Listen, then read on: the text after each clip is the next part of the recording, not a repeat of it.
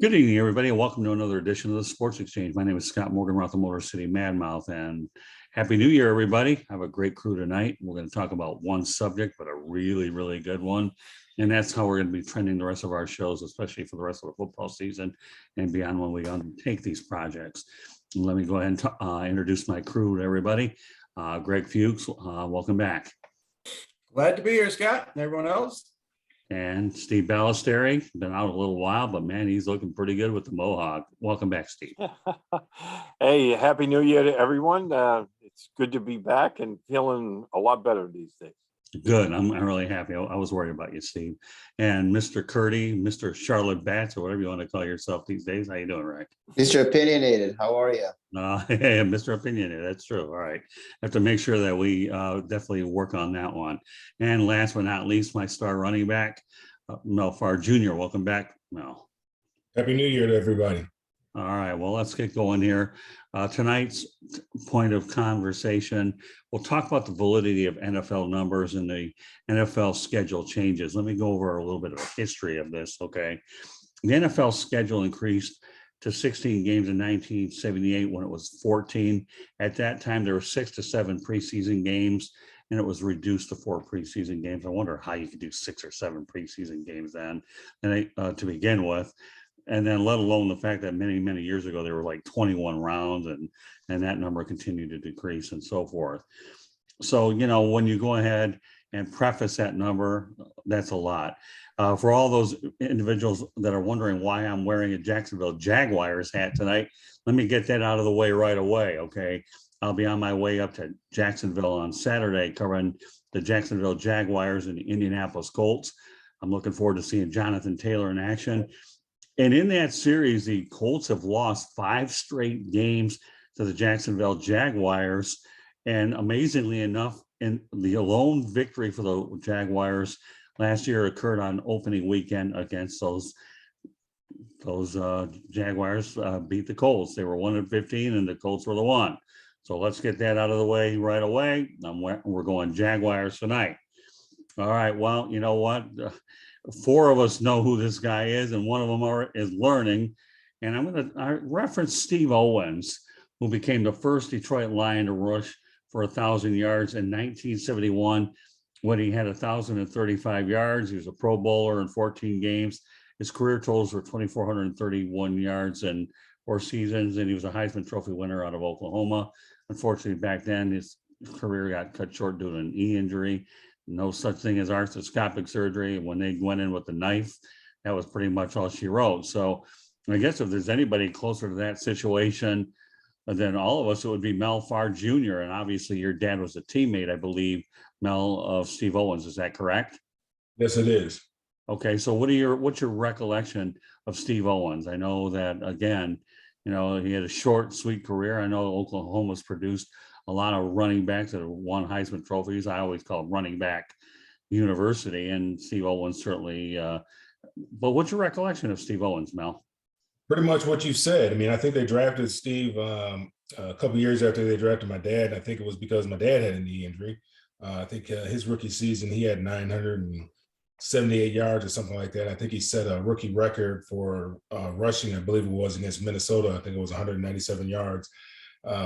Way back yonder, but I believe they drafted Steve because my dad had his own knee injury. And yeah, I mean, careers were cut short back then because of knee injuries. My dad only ended up playing 7 years. He's going to be traded to the Houston Oilers back then. And, you know, they were talking about building a franchise around him. He said, I'm done. I'm shot. It's over with. He said, going down there playing on that AstroTurf, he just couldn't do it. And so he retired then. And yeah, Steve, you know, he was obviously I remember he was a Heisman Trophy winner and from the University of Oklahoma. And he had a knee injury, and that cut his career short, unfortunately.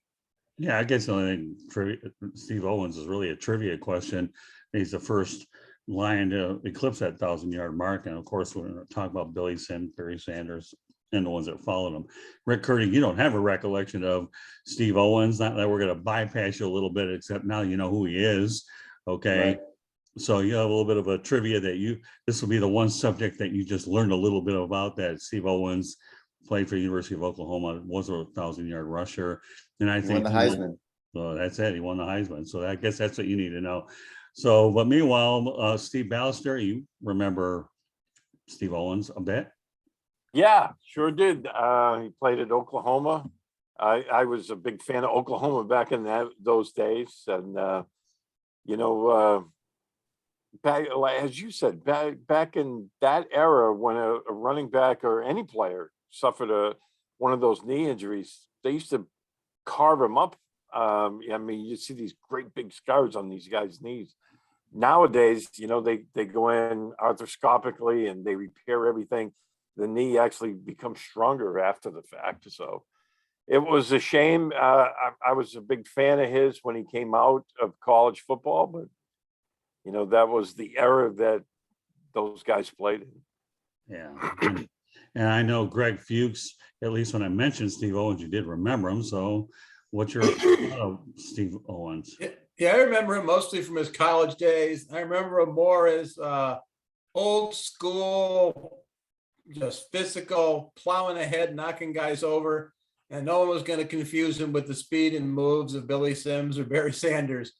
And I'm guessing, I'm not sure how big he was. I remember him as being like 6'3", 240. I'm not sure if he was really that big or not. Yeah, but like you said, he was one of those kinds of guys that was a very powerful running back. And I think the biggest scar I ever saw in the NFL was, believe it or not, a guy in Miami when I covered the Dolphins back in the early 80s was Ron Hester. I don't know if that rings a bell to some of you guys, but Ron Hester had an injury to his knee. And, you know, like I said, those scars are definitely ugly. So we'll go ahead and talk about Dan Marino. Okay, we'll move past Steve Owens. It was good. And the only reason I bring up Steve Owens, because at that time, the 1,000-yard plateau was a real big deal, and it really isn't now. But again, that set the tone for a 14-game schedule, and even 1,000 yards is still a big deal to some extent with a 16-game schedule as well, but not quite as much, but still a number that you wanted to get to. But that said, we'll continue on with you, Greg, and a guy that you're all too familiar with, Dan Marino. He retired, I believe, in '99 with 61,361 yards. And at that time, okay, I thought that was a very unbreakable record. I really do. You know, it didn't hurt that you had Don Shula letting you throw the ball all over the place. And when you have Mark Duper, Mark Clayton, and the rest of them, Nat Moore catching footballs, well, you know, to Dan's credit, you know, the man had one of the quickest releases I've ever seen. And he earned every one of those 61,000 yards, and Don Shula gave him the tools to do it. But it's hard to believe that Dan Marino, with that number, is 7th compared to where he was then. Of course, Tom Brady has 84,194 yards. And of course, Drew Brees at 80,358. And I'm not going to get into the rest of that list. But let's go on to Dan Marino. Once breakable record because of the rule changes. Not getting into that, but talk to me a little bit about Dan, Greg. Yeah, and Dan, when it comes to just purely throwing the football, as good as anyone ever. I may put him and Aaron Rodgers as the two pure throwers of the football ever. I assume Marino, he must have been a 14-game season career, but I think the big change over the years in the NFL has been the rules you made reference to. You know, they protect the quarterbacks these days. You know, you can't be hitting the receivers downfield. And the NFL just throws the ball a lot more than they used to. They use up-tempo offenses a lot more than they used to. So you look at some of the career stat lines, especially for yards thrown, and you look at some of those guys and go, how can they be so high on the list? And how can some other guy be so low on the list? And I think a lot of it's just the rule changes, which favors offenses and passing games. Yeah, and not only that too, though, you got Matt Ryan, who ranks 8th, Aaron Rodgers 10th, and Matt Stafford 12th. So believe it or not, that 61,000-yard plateau that Marino, he could be shoved down to 10th on the list up to no fault of his own, and for no other reason, just because of the rule changes, right, Steve Balestrieri? Well, I think the rule changes do have a lot to do with that, but the game has evolved. And, you know, as Greg said earlier, the league is a passing league now. And a lot of, you know, you see a lot of these short dump off passes and, you know, dink and dunk passes. It's just a long handoff a lot of times. I mean, you know, the quarterbacks, they have that easy 4 or 5 yard pass underneath and they take it. And, the game has changed. And the rule changes do have a lot to do with that. I mean, receivers are better protected now. It's tough to play defense in the NFL today. I mean, the cornerbacks that I grew up watching, wouldn't be able to function in today's NFL with the rules that there are today. And that's why, back in those days, the Super Bowls were really, really low scoring. I mean, it was rare to see a team get up in the 20s. But today, I mean, unless you get over 25 points, you're probably not going to win. Mel? Yeah, the rule changes.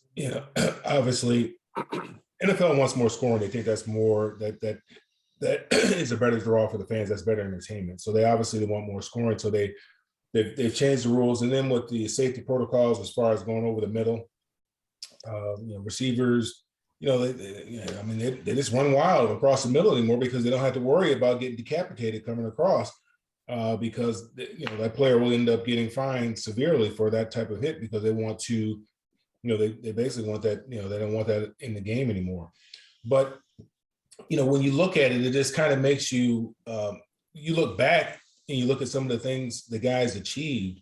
It just makes you that much more in awe of what they were able to accomplish. Like Mike Ditka, getting 1,000 yards or receiving as a rookie way back yonder when he was a rookie. And they didn't throw the ball that much back then. The league was a running league back then. You talk about, the size of Steve Owens, before the fullback was the primary ball carrier and the halfback was really the one that was blocking. Franco Harris, he was a fullback at Penn State. He was a primary ball carrier. When he came into the league, they had that I formation. They put Franco back there in the I formation, but in college, he was a fullback. And even my dad, he was a fullback. But that was the primary ball carrier back then. Now, the fullback is basically obsolete. Most teams don't have a fullback. There are a few teams that do have a fullback. So the game is constantly evolving. Our game is more looks like the college game than it did the NFL that we kind of grew up growing up, watching and loving. Because the college game is so spread out. And so you're talking about the dink and dunk passes. What they're trying to do is they're trying to get to the defense to cover the entire field, not only the 100 yards length of the field, but the 53 1/3 width of the field as well. And if you can get the defense running not only vertically, but you get them going horizontally, you're going to get those guys tired much quickly. You make them defend the entire field. So that's what you see these teams doing, particularly like New Orleans, who's very good at those dink and dunk passes, that West Coast offense, as it's become known. Make you defend the entire field, so it opens up a lot more opportunities for scoring, and that's what the NFL wants: scoring. They don't want a Super Bowl like they had a couple of years ago when when New England played the Rams, I think it was, and what was it? 10-3. Yeah, they don't want a 10-3. They don't want that. I loved it. I thought that was a great game. Hard charging defensive game. I mean, if you had some money on that, you were sitting on pins and needles. I actually loved that game because the hitting was vicious in that game. I remember a guy came up and hit somebody. I knew somebody was going to break something with the way the guy came in there, just flew in there with a reckless abandon and made a tackle. And I think he broke his arm or something like that. But something was going to get broken the way he was playing. And you look at, I was just looking at some old Night Train Lane highlights, and you look at the rules back then. I mean, he was the reason why the face mask. He came up with the face mask. He didn't feel that he tackled somebody unless he ripped their helmet off. He said a tackle happened above the eyebrows. And you can look at the way he tackled people. I mean, he jumped into their head and tried to tackle them. I mean, he's the one that outlawed the face mask, the clothesline.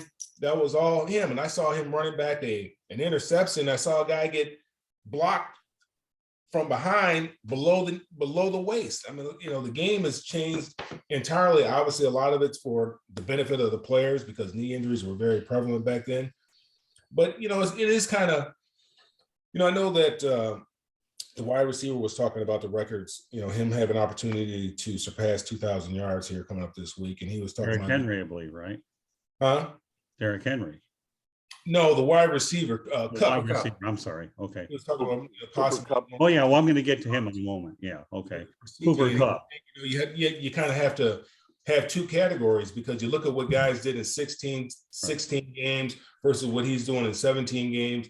I mean, you only have to get 1,000 yards in 17 games, you only have to have 58 yards a game. I mean, that's like, 13 yards a quarter or something like that. I mean, you don't have to be great to hit the century mark now with all the games that, hit that 1,000-yard mark now with all the games you have the opportunity to play.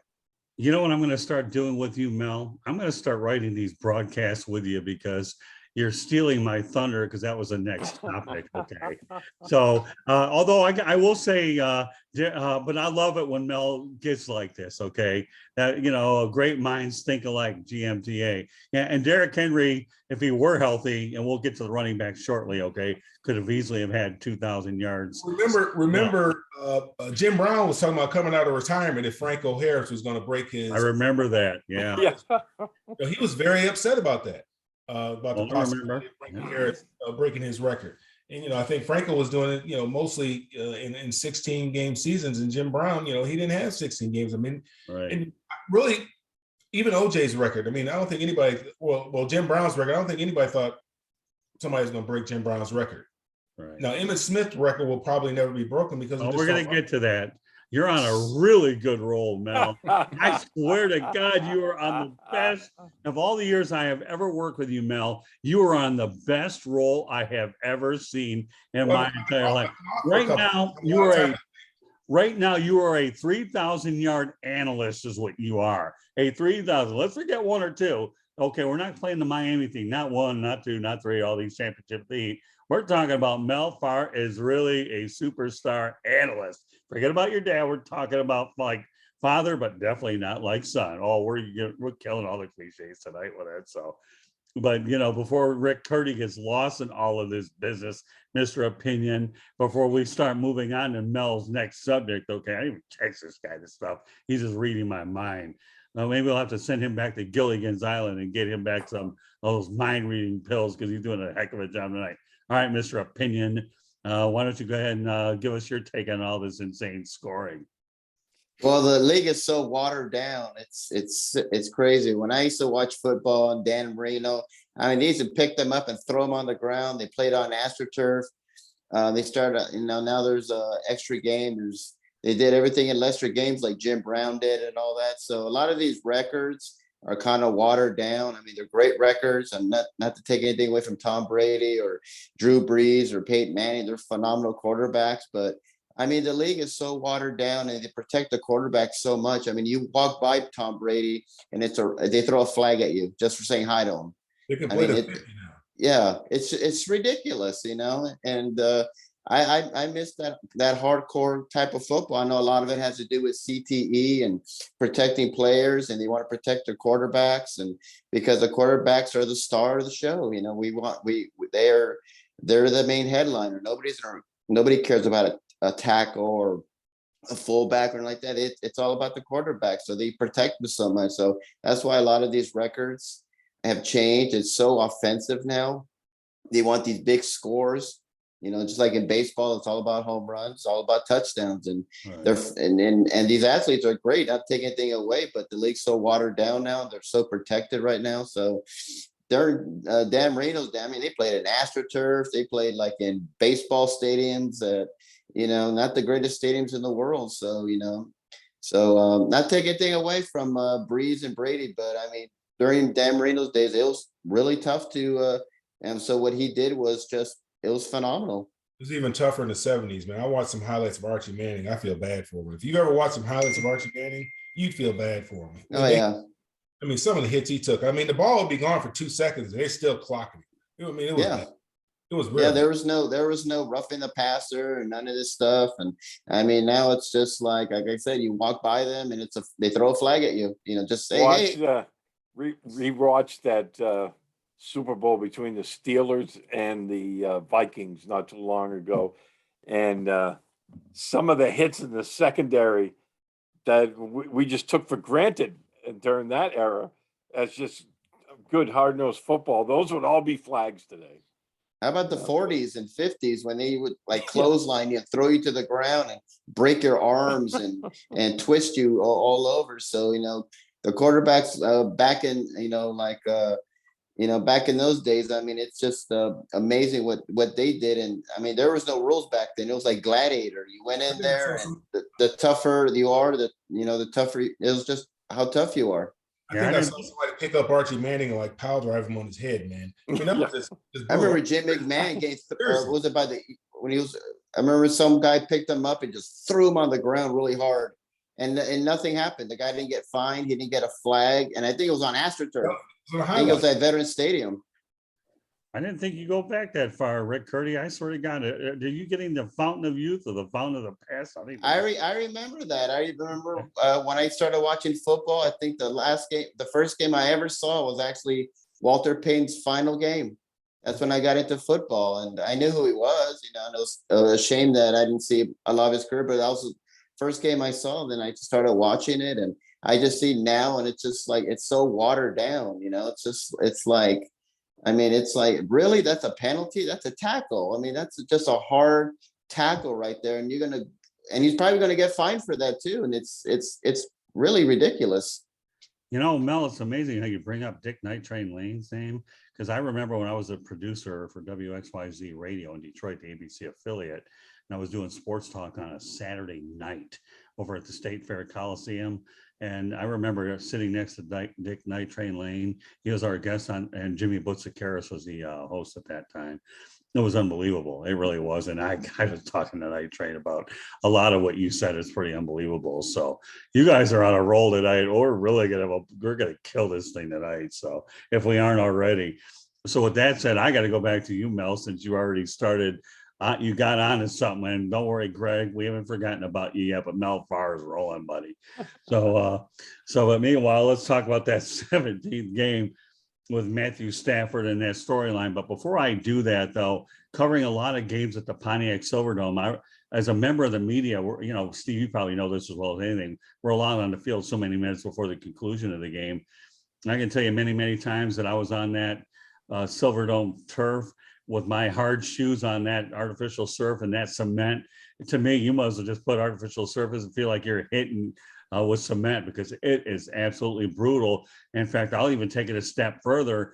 At the Hubert A. Humphrey Metrodome, I had my knee checked out when I had hiking boots right on that turf, because that's the same turf that Billy Sims ended his career over at the Metrodome. So like you guys are talking about, Rick, I mean, and you got punished on that artificial turf, and the stadiums aren't as good. I'm glad that you guys brought up those points, because now the stadiums come with field turf, so it's a much easier landing.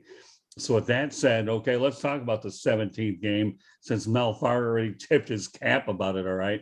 We'll set the stage that, yes, Calvin Johnson in 2012 had 1,964 receiving yards during a 16-game season. Now this weekend, Cooper Kupp, 2021, he has 1,829 receiving yards with a 16-game season, which makes him fifth all time. No, I'm not a math major, okay, but the Rams host the 49ers this weekend, and Cooper Kupp only needs 136 yards to break Calvin Johnson's mark. All right, Mel, you started it. Now you continue it about what we're talking about receiving wise. The floor is yours, Mel. It's like what Rick was saying. I mean, the numbers are watered down now. Calvin played in an era where, it was pretty liberal. I mean, he could pretty much do what he wanted. Plus, he was just such a freakish athlete. I mean, the size that he had and the speed and the catch radius, it was pretty amazing what he did. And I was hoping he would get 2,000 yards.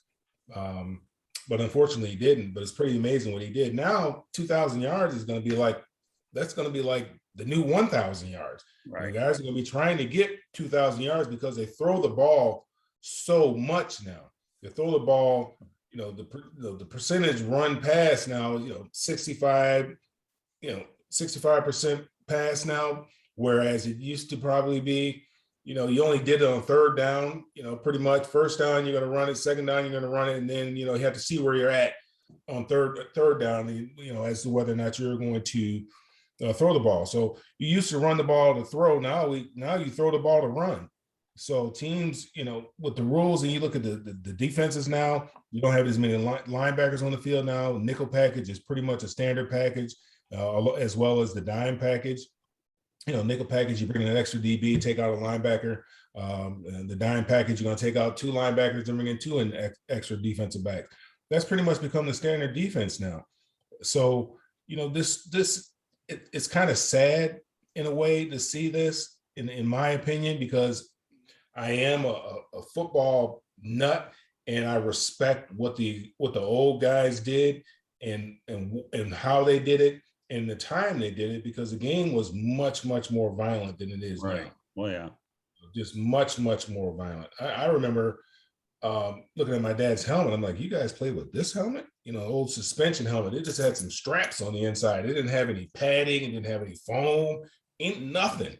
It was just, and really the helmet was never meant to be used as something to hit with. It was really just a protection. I mean, my dad was in high school. They didn't have face masks. I'm like, Dad, you didn't have any face masks in high school? What were you talking about?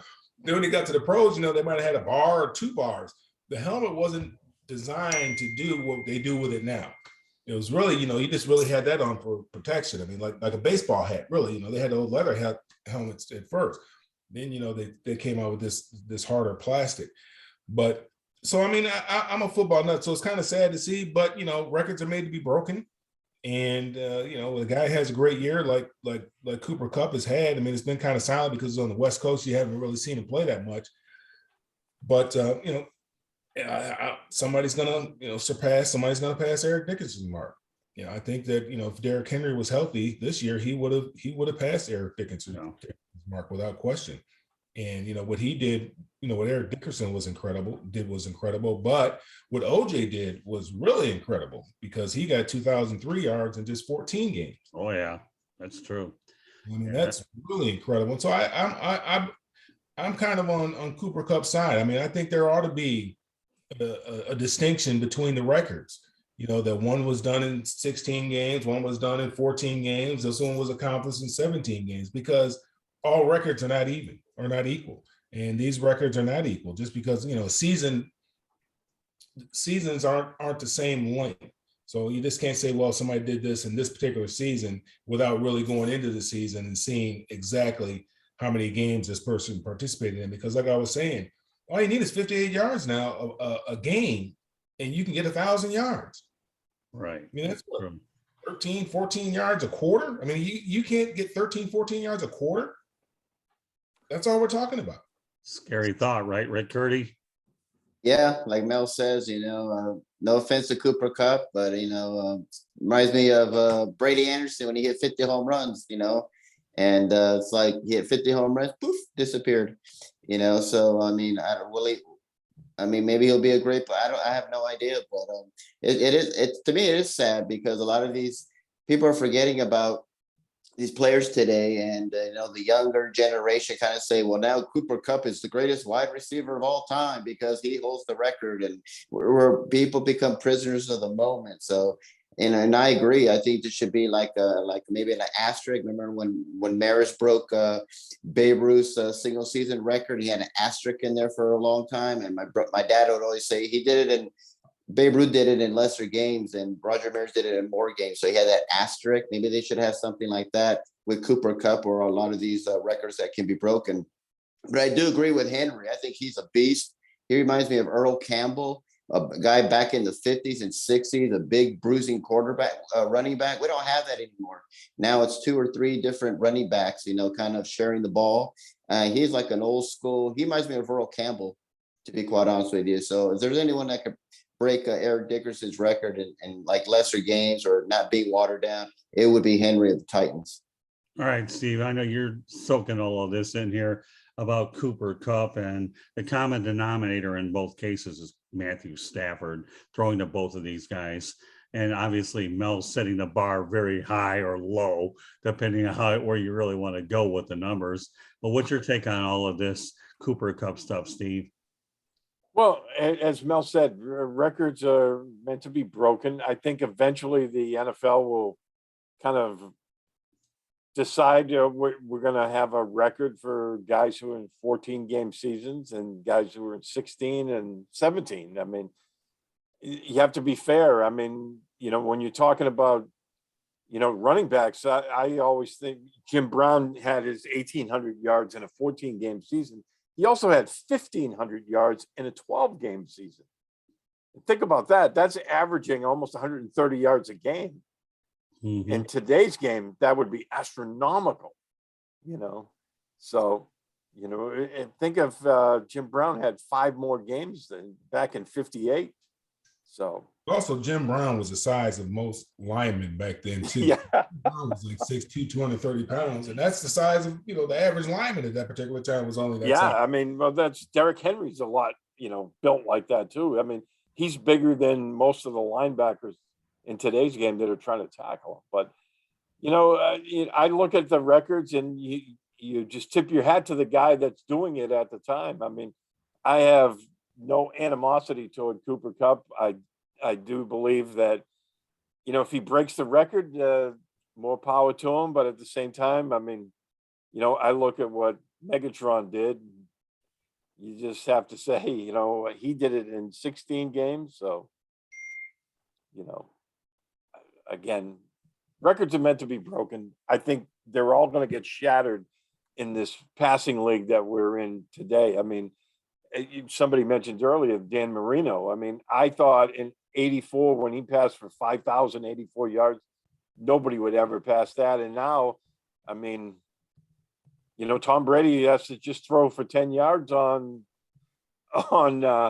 Sunday, and he's going to be a 5,000-yard passer again. Jameis Winston threw for 5,000 yards. That tells you. Now, there's Stafford one too. record, Scott, Sure. that will never be broken in the NFL. All And right. that's George Blanda, 42 interceptions in 1962. Yeah, I'm not so sure that's anybody. I don't think anyone will let a quarterback throw 42 interceptions in today's game. No, Well, I think that record's safe. Davis threw what, 30? 30. 30 Yeah, touchdowns, 30 interceptions, Yeah. 5,000 yards. Well, the amazing part, you guys are all working around it anyway, so I'm going to hit every one of you with the same question here. Will the 5,000-yard season be the new norm? I'm going to lead off with you, Greg, first. Yes or no? I mean, it is still one heck of an achievement, 5,000 yards. It'll be more common. I don't think it's going to become the new norm. Going back to Cooper Kupp for a second. Sure. The thing that amazes me about him and Devontae Adams is everybody in the stadium knows they're going to throw the ball to him, and they can't be stopped. I mean, I don't understand how defenses, double team and hit him at the line of scrimmage, and those guys always get open. So if he breaks the record, Cooper Kupp, I'll tip my hat to him. And going back in time, we made a Dick Night Train Lane reference earlier, which probably lost half our audience. I'm going to lose the other half of our audience now with an Elroy Crazy Legs Hirsch reference. Because when I was looking up who was the most yards, what record is Kupp going to break, and I forgot the exact stat because this was like 3-4 weeks ago. And he played what in the 40s and 50s in the 12-game season, and he had something like 1,800 receiving yards, which is mind-boggling back in those days. So, Night Train Lane, Crazy Legs Hirsch, not too many podcasts are going to bring those two guys up.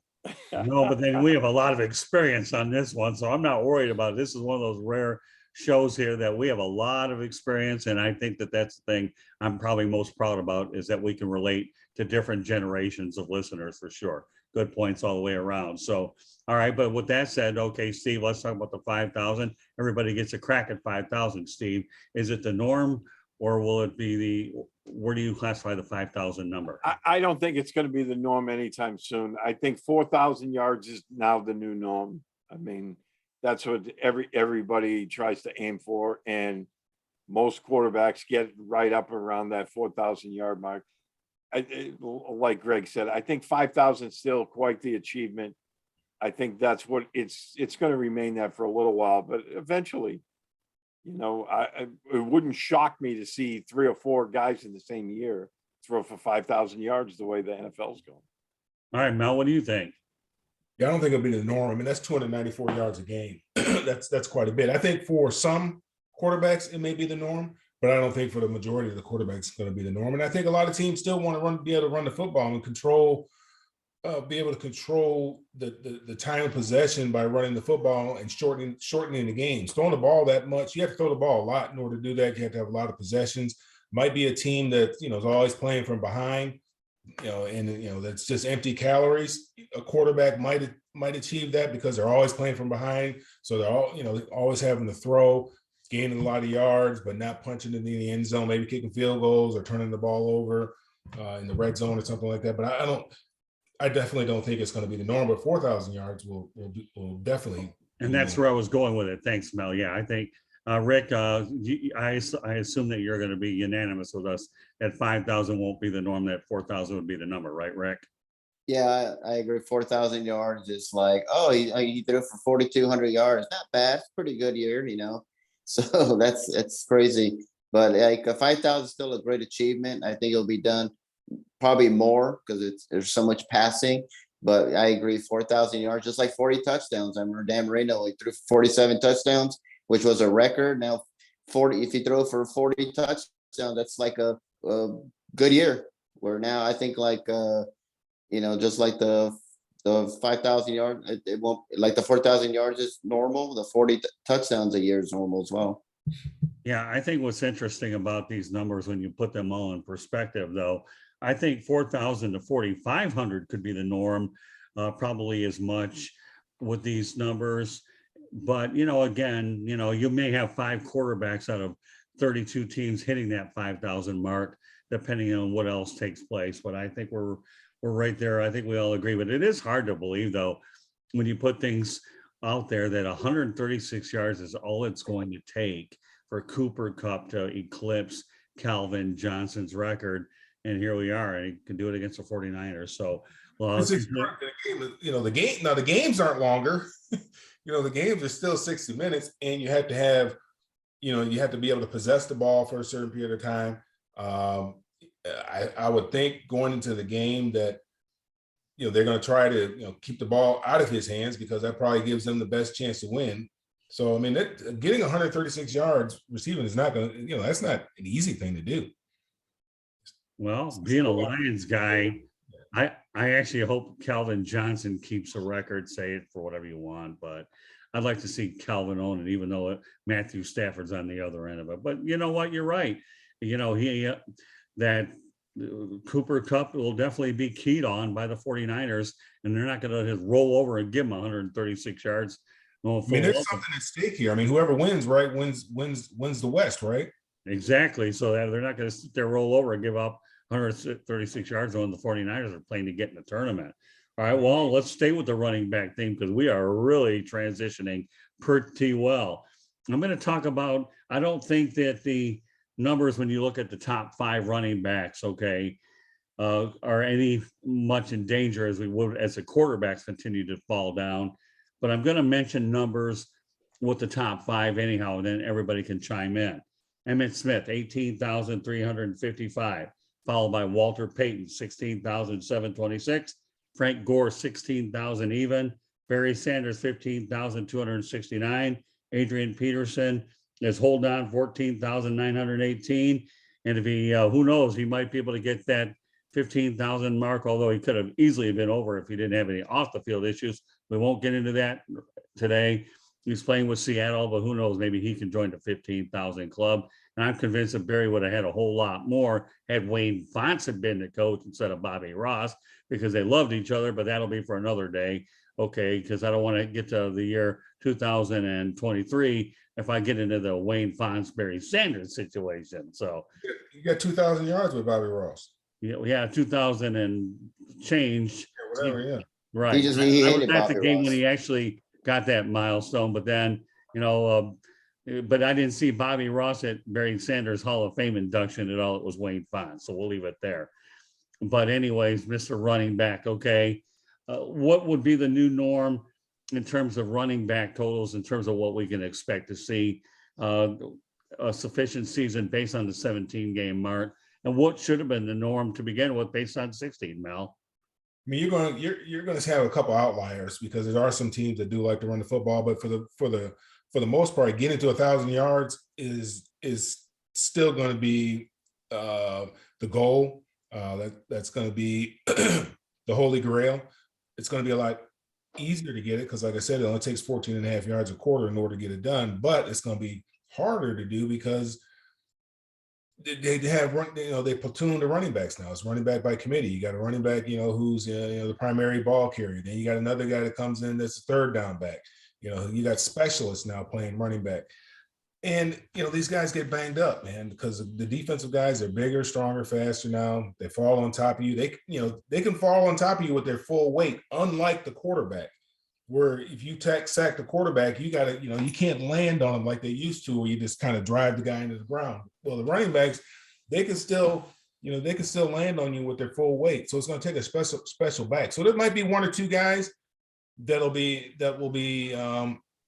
at that 100-yard mark per game. And I think that's what the goal should be, 100 yards per game. And there's going to be somebody flirting with getting 2,000 yards. And, the only guy that I can see right now possibly doing it, Derrick Henry, maybe the guy from Indianapolis, possibly, because he gets a lot of carries. Jonathan Taylor, he gets a lot of carries and he's young.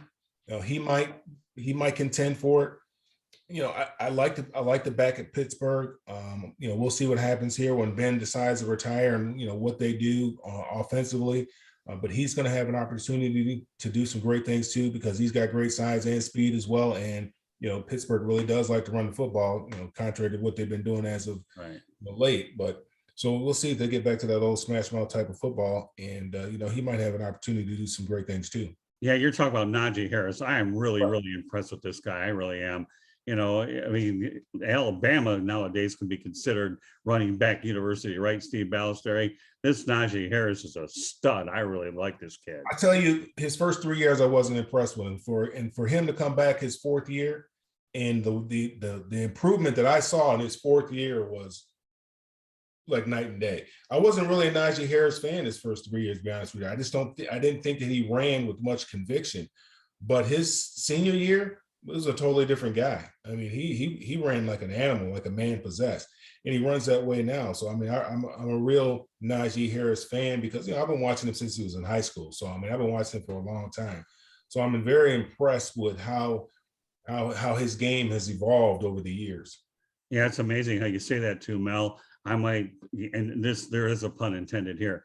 Najee Harris may be the steal of the draft for the Steelers. So we'll just take that for what's that.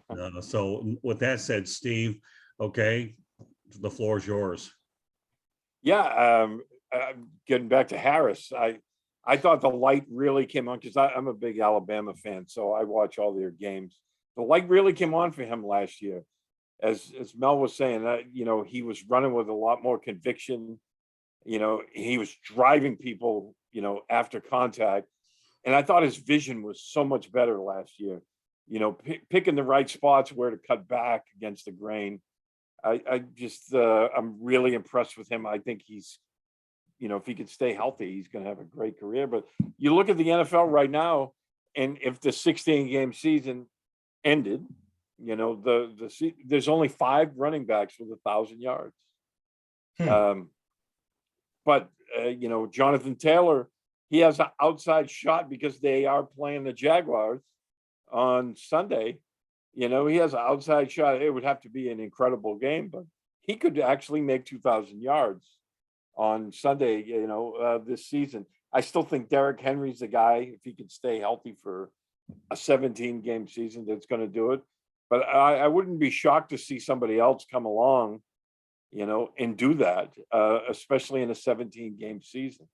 You're going to have to stay healthy.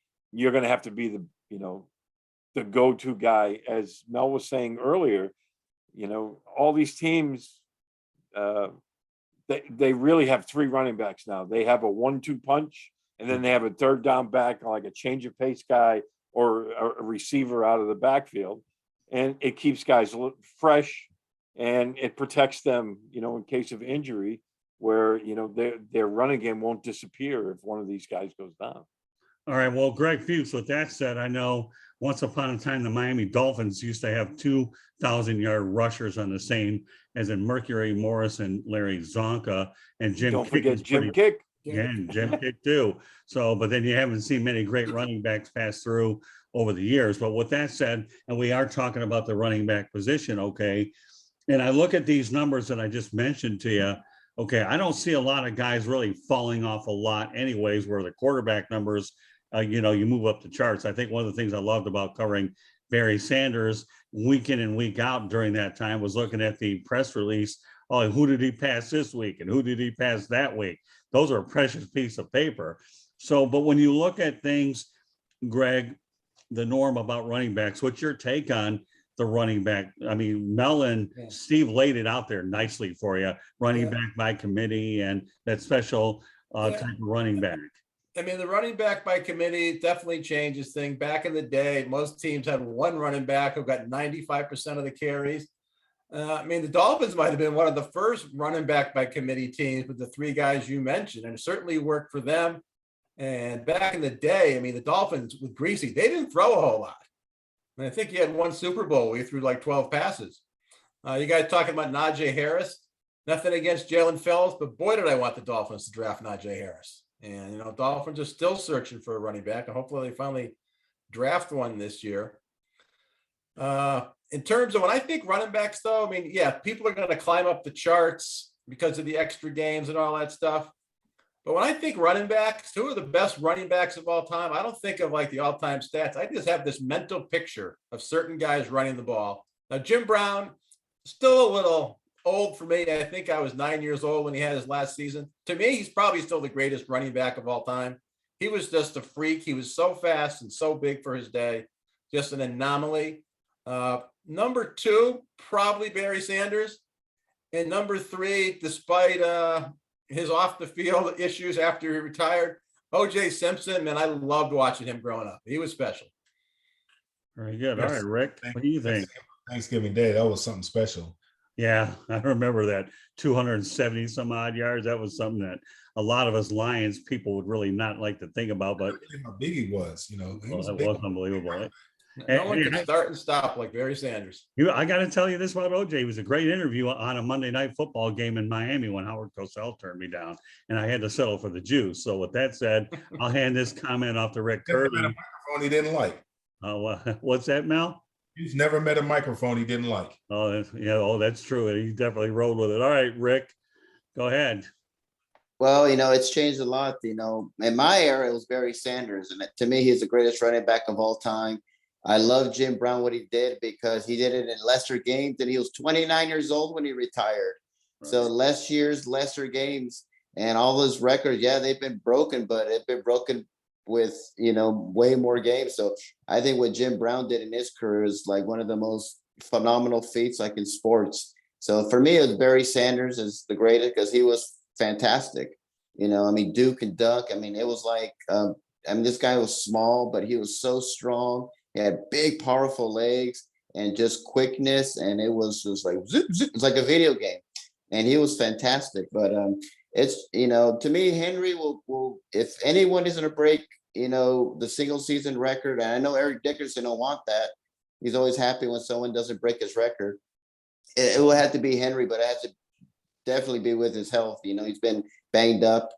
If he could stay healthy and have a long career, he could break it. And I don't know about Emmitt Smith. I think that'll be on for a while, but with more games now and you get a special running back, like a Najee Harris or, even a Henry, I wouldn't be surprised if it got broken, but it's going to take a lot. But it does hurt when you have two or three different running backs. And we have our running back in McCaffrey. Look what's happened to him. He can't stay healthy for anything. He was fantastic. He looked like Reggie Bush. He looked like Marshall Faulk. And last 3 seasons, he can't stay healthy. So there's you got that there.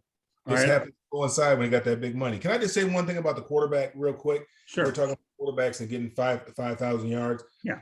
The other reason why that probably won't happen is because we're seeing the last of the prototypical drop back passer. If you look what's coming up the pipeline, there's not the prototypical drop back passer in the college game. And obviously that's where you get all your talent from is a college game. All the college, quarterbacks have some mobility. They're all doing the read option in the college game. That's why they do it in the pro game. Hey, we're just going to continue to do what they've been doing. So you're not gonna have a lot more like Lamar Jacksons or Michael Vicks, but you're gonna get more guys like the kid at Buffalo, Allen. Josh Allen. You're gonna get more people like that. You're gonna get more people like Carson Wentz, who has a little mobility. Aaron Rodgers has a lot of mobility too. People don't realize he has a lot of mobility. I wouldn't consider him a typical prototype pocket passer, because he does have some mobility, but I mean, he kills you from the pocket. So I think that's another reason why we probably won't see a whole lot of guys flirting with that 5,000 yard mark. You're probably going to see a lot of more 3,500 passing yards, 1,000 yards rushing, or 800 yards rushing.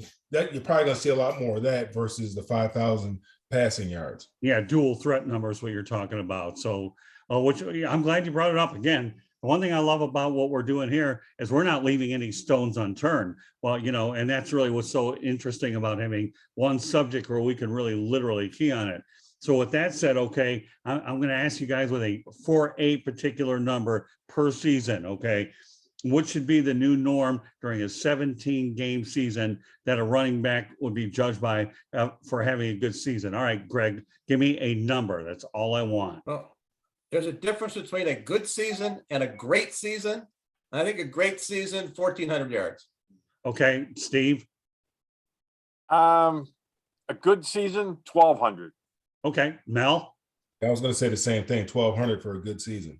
Okay, Rick. I would say 1,300. Okay, and you know what? I'll probably go 1,400, because I believe that, to me, when you look at the fact that you can have a guy go ahead, you have the extra game, and that's why I bumped the number up to 1,400. So we'll leave it at that. All right, the last thing we're going to talk about tonight will be the wide receivers. I'm going to go over some numbers again. I don't think these are going to drop as much, because the number one and number two, there's a bit of disparity, and then the rest would fall into place. Jerry Rice, unbreakable record, 22,895.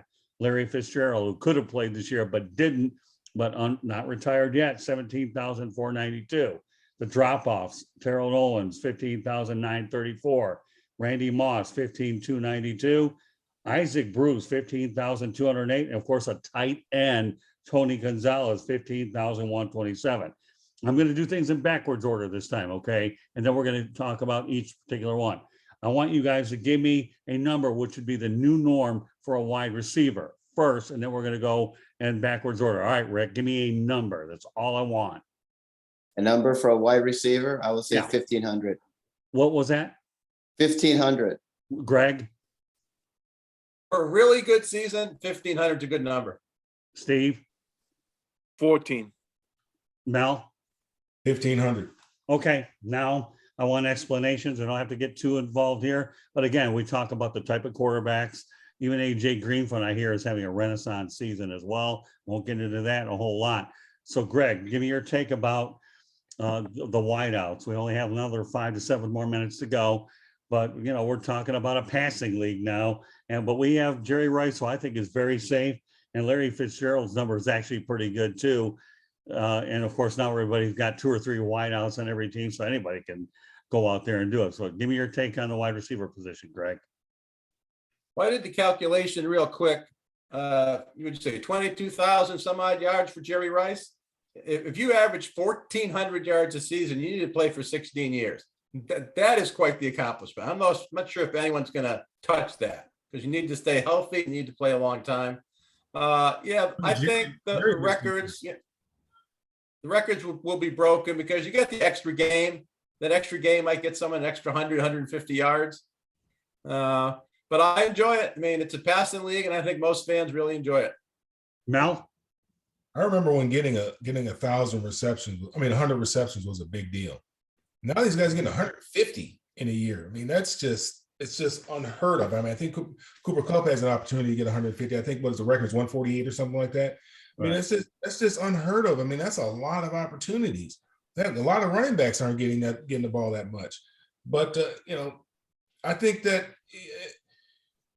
as time goes on, I guess we'll at some point in time, I guess we'll get used to these things. But I long for the days. I mean, it's just the game, the way the game has changed. I mean, what the emphasis is on now.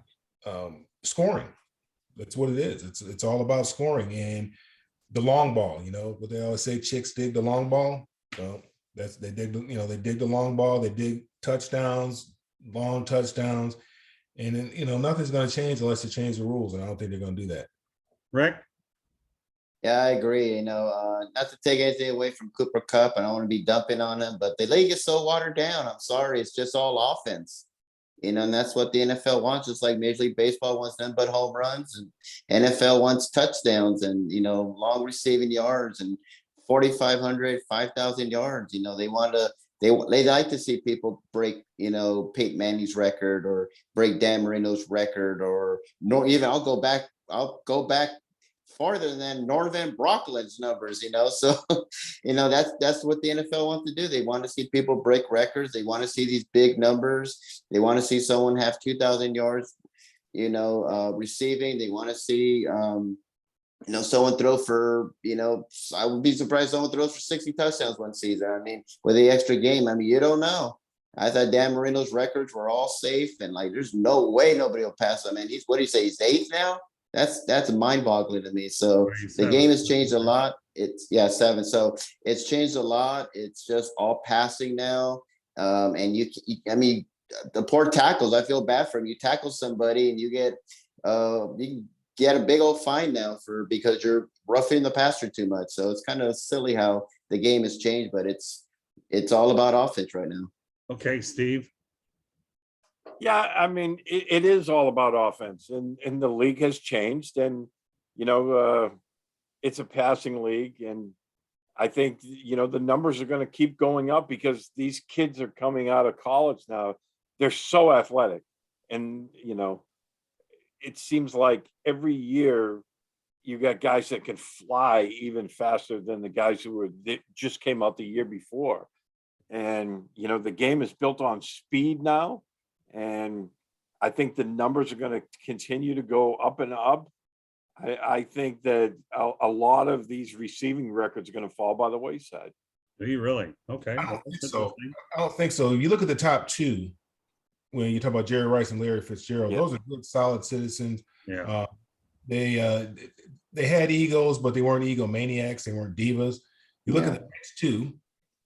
You said Terrell Owens. Now, just imagine if he wouldn't have bounced around so much. How many yards could he have had? How many receptions could he, yards and receptions could he have had? You look at what's going on with Antonio Brown right now. Look, how many yards could this guy have? I think you're going to have too many guys. Number one, Greg talked about it. You got to play a long time in order to do it. Number one, these guys, I'm not saying they don't love the game, but they don't love the game like Jerry Rice loved the game. Right. And then the money is a lot different now too. And these guys, once you get to a certain amount of money, you start thinking to yourself, why do I need to continue to do this? Why do I need to continue to put my body through this? Not just the games themselves, but the preparation for the games, practice, all that other kind of stuff. I think Jerry Rice's record is safe. I think Emmitt Smith's record is definitely going to be safe, but I don't think anybody will break Jerry Rice's record. It's amazing how you guys all say this, and I'm going to reiterate what I've said all along throughout the broadcast. Okay. I don't think there'll be as much of a change with the running back and the wide receiver position. Maybe some guy might slip in there here and there. But I like, unlike quarterbacks, which are going to continue to move up the ladder, I think the running backs and the wide receiver positions, you're not going to see a whole lot of guys slipping into the top 5 or 10 as you would the other position as the thing changes. So, but I love all the different perspectives that we've really had, because every one of you tonight brought something different to what each and every one of these numbers are all about. And I think the one thing I'm going to throw here at you guys, and I want you just to kind of absorb it a little bit, is we're at 17 games right now. But I predict down the road, okay, that the NFL is going to have 18 games and 2 preseason games. And if that isn't good enough, okay, pre-COVID, the Canadian Football League had 18 games. And of course, the USFL back in the 80s had 18 games with no preseason games. So if you think we're having this debate about 17 games, jump on that horse and get ready to go to Churchill Downs, because we're going to be riding a different horse with and a different saddle with a whole lot of different numbers if we're having this kind of discussion. But again, the only thing I can say in summary from my own perspective is the quarterback numbers are definitely going to go up. And you can see a lot of guys falling down the charts, but I don't see it with the running backs, and I don't see it with the wide receivers, because like you said, Mel, okay, with all these injuries that occur, okay, you don't know how long they want to continue to take the beating. And, again, you may have teams that have 2 or 3 wide receivers, so you spread the wealth around a little bit. And they always say, go back to that old cliche, don't put all your eggs in one basket. Well, when it comes to running backs and it comes to wide receivers, you don't have to put all your eggs in one basket when it comes to either of those 2 positions. Where the quarterback situation, you are putting your eggs in one basket, if that makes any sense to all of you guys. So, but meanwhile, okay, thanks guys for making me look like an Einstein, that we can take one subject and stretch it out a ways and give everybody that watches and listens to this show an opportunity to put your thinking caps on, because now you're looking at 17 games per year. And I hope that we've given you an opportunity to really look at football in a way that we could give it to you beyond the predictions or any. This is really what it's all about. Okay. And I'm proud of every one of you for bringing every perspective that you brought tonight. And yes, Mel, I am a little bit worried about my job security. Okay. With you taking over the preparing for the show here, because you certainly did a heck of a job tonight doing it. But I'll tell you what, I'm looking forward to the 5-hour drive to Jacksonville to watch Jonathan Taylor against the Jaguars. And remember one thing about that football game, the Indianapolis Colts have to win to get into the playoffs. And don't think they're not feeding Taylor the rock. Now we'll see what happens with the Jaguars later. TBD to be continued. With that said, okay, as we close out the broadcast, Greg, go ahead, let everybody know what you do. Yeah, you can catch me where I write weekly, www.southfloridatribune.com. You can also get me on Twitter at gfuchs, at Gregory Fuchs. And just one last comment I wanted to make about stats and passing, which we didn't talk about tonight because it's not a sexy stat: interceptions. And I mean lack thereof. One of the most amazing stats in football for me these days is Aaron Rodgers. And it's not because of the yards, not because of the touchdown passes. He never throws interceptions. He broke Favre's passing record for the Packers the other day. Then they threw up the stat how many interceptions Favre threw, and I forgot what it was. It was like 3 or 4 times the number Rodgers had thrown. Yeah. So Rodgers is just an amazing quarterback, and he takes care of the ball. And he doesn't throw pick sixes either, like Matthew Stafford. Yeah, well, that's true. We can joke around about Rodgers, but I will say one thing: he doesn't qualify for a 17-game season. After all, he didn't. He missed one against Kansas City, so technically it's 16. And if he decides not to play a lot with the Lions, could be 15. But we'll leave that for another day. With that said, Rick, Curti, let people know what you stand for, what you're all about, besides being opinionated. Well, you can contact me at my website at www.charlottebats.com. Our email address is cltbatsbaseball@gmail.com. I'm also on Facebook at Charlotte MLB, also on Charlotte Bats Baseball. I'm on Twitter at Charlotte Bats Baseball, and Instagram is Charlotte Bats, and I'm also on Instagram under Rick Curti. All right, Mel. You can reach me on all the different social media at Mel Farr, Mel Farr Jr. You can see we have a senior showcase coming up in Detroit on January 29th for high school seniors up there in Detroit. One of the things that we do through our foundation is going to be January 29th at Country Day High School starting at 7:15. So real excited about that. Going to go up there to Detroit for a minute and help some kids get some well-deserved scholarships or financial aid up there in the city of Detroit. So really excited about that. And you can find out more about that at melfar.org. And not only that, you're going to remind people about it in the coming weeks as well. Steve, go ahead. And once again, we're glad you're back, and you look a lot better. You sound much better. Yes, you can find me on social media, on Twitter at SteveB7SFG. I'm also on Instagram, Facebook. I write for PatsFans.com. We do a podcast there that we'll be recording tomorrow afternoon. Patriots 4th and 2. Very good. And of course, South Florida Tribune. My name is Scott Morganroth, Motor City Madmouth. I'm the publisher of this online publication. We have a lot of written content as well as broadcasting. to find the broadcast, you can find them on Spreaker, Spotify, Apple, Google, iHeartRadio, or wherever you get your podcasts. We also have a YouTube channel that we encourage you to subscribe to. That way you'll be able to get the simulcast, both the visual and hear the audio as well. You can also find the shows on www.southfloridatribune.com. You can locate us on Twitter as well at Tribune South. Guys, all I can tell you is you guys did an unbelievable job. I do want to point out a couple of kudoses here. You want to email us any suggestions, comments, so forth. Contact us at South Florida Tribune at gmail.com. Candy Ebling does an unbelievable job putting it all together. I tell you what, she's phenomenal the way she handles putting the shows up as well as all the content. Kudos to Candy. Now the Lions do play the Green Bay Packers. She gets to watch it while I cover the Jaguars. We'll leave that for another show because there's a little bit of an internal rivalry, although you wouldn't know that by looking at this cap tonight.